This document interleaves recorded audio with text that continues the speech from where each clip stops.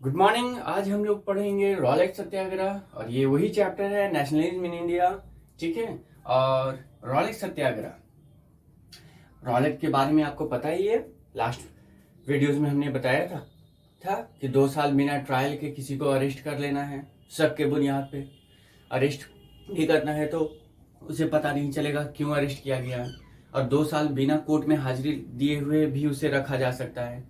तो जब ये बिल आया था संसद में तो उसके प्रोटेस्ट में गांधी जी ने क्या किया था, एक रॉलेट सभा शुरू किया था जिसका काम था to protest against the Rowlatt bill. ठीक है। लेकिन अंग्रेजों ने इस रॉलेट बिल को पास करके रॉलेट एक्ट में कन्वर्ट कर दिया। जैसे ये रॉलेट एक्ट में कन्वर्ट किया तो गांधी जी को समझ में आ गया कि रॉलेट सभा से अब काम नहीं चलेगा, अब हमें सत्याग्रह करना पड़ेगा। तो रॉलेट एक्ट के खिलाफ में उन्होंने रॉलेट सत्याग्रह शुरू कर दिया। ठीक है। रॉलेट सत्याग्रह जैसे जैसे तेज बढ़ रहा था, पुलिसकर्मी और ब्रिटिशर्स थोड़ा सा अपने आप में ही सोचने पे विवश थे कि इसे कैसे रोका जाए, क्योंकि यूनिफिकेशन हो रहा था, लोग जुटते जा रहे थे इस सत्याग्रह से।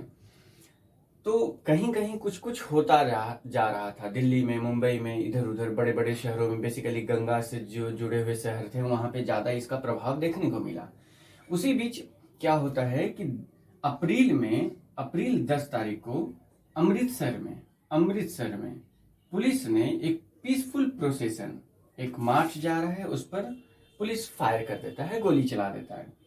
इसके खिलाफ में वहां पर कई सारे विद्रोह होते हैं। जितने भी गवर्नमेंट के बिल्डिंग्स हैं, चाहे वो बैंक्स हो, पोस्ट ऑफिस हो, रेलवेज हो, सबको तोड़फोड़ किया जाता है, आगजनी किया जाता है और लूटपाट भी थोड़ी बहुत देखने को मिलती है। अब ये बढ़ता हुआ देख करके ब्रिटिशर्स डरते हैं और क्या करते हैं, वहां पे मार्शल लॉ लगा देते हैं।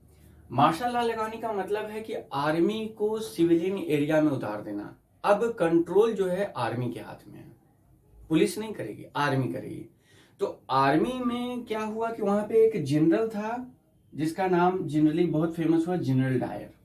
ठीक है। आर्मी के अंदर जनरल था, वो काफी क्रूएल नेचर का था। और उसने क्या करता है आगे देखो। ये 10 तारीख का घटना है जब पुलिस ने पीसफुल प्रोसेशन पे फायर किया। जैसे ही मार्शल लॉ लगाया गया और पहले से ही एक रॉलेट एक्ट भी था, लोगों में और गुस्सा बढ़ गया। अब गुस्सा जैसे बढ़ा तो धीरे धीरे यहां पर अमृतसर के अंदर 2 जो उनके लीडर्स थे, डॉक्टर सत्यपाल और दूसरे थे सैफुद्दीन किचलू, इन दोनों को अरेस्ट किया जाता है। अब ये 2 लीडर हैं अमृतसर के अंदर और अमृतसर जल रहा है, दंगे हो रहे हैं या फिर क्लैशेस कह सकते हो रहे हैं आम पब्लिक और ब्रिटिशर्स के बीच में। और इसी बीच में क्या होता है कि 10 तारीख से धीरे धीरे पहुंचता है 13 तारीख। 13 तारीख को अमृतसर या पूरा पंजाब वहां पे बैसाखी का पर्व मना रहा है। अमृतसर में गोल्डन टेम्पल है, गोल्डन टेम्पल के जस्ट बगल में एक पार्क है। और वो पार्क में क्या प्रॉब्लम है कि एंट्री और एग्जिट एक ही है।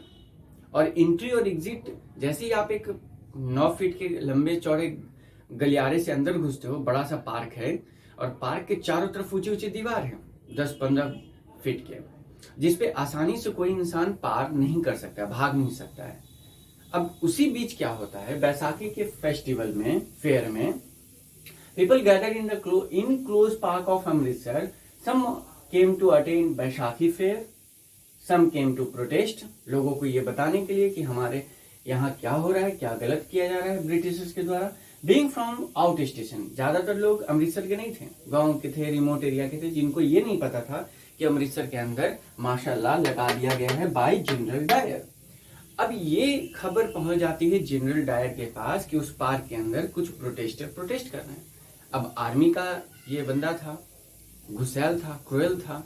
अब उसने कुछ भी नहीं सोचा और उस जो एकमात्र एंट्री गेट था और एग्जिट था उसे ब्लॉक करता है, चारों तरफ से घेरता है और अंदर अपने ट्रूप्स को करके फायर करने को यानी गोली चलाने को बोल देता है। Being out station, most of them were unaware of the martial law के बारे में उन लोग नहीं जान रहे थे। Dyer troops lock the park and fire upon और ऑन द क्राउड। 1600 राउंड गोलियां चलती है सैकड़ों लोग मारे जाते हैं। अब मामूली घटना तो था नहीं, आज भी आप पढ़ रहे हो, बहुत सारी घटनाएं घटी है, लेकिन उनमें से ये भी एक इम्पोर्टेंट था और ये मामूली नहीं था।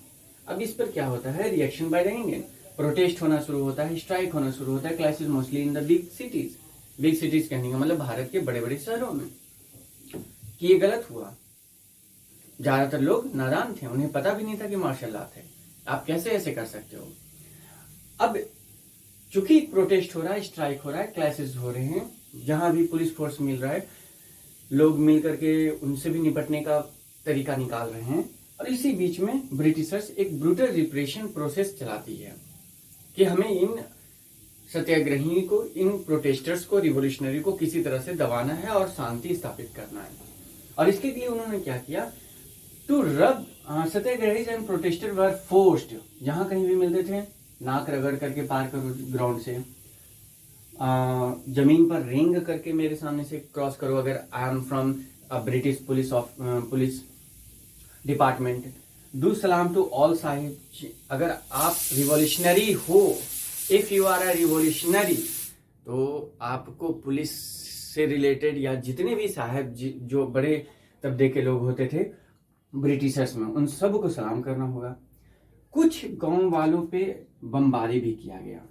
गुजरानवाला एक जगह है जो पंजाब में हुआ करता था, आज का वो पाकिस्तान के रीजन में चला गया, पंजाब का रीजन, उस पर बमबारी किया गया क्योंकि ब्रिटिशर्स को शक था कि ज्यादातर जो रिवोल्यूशनरीज हैं, जो एक्सट्रीमिस्ट टाइप के रिवोल्यूशनरीज हैं, वो इन गांवों से हैं और इन्हें रोकने के लिए, इन्हें कंट्रोल करने के लिए इन पे बमबारी किया गया।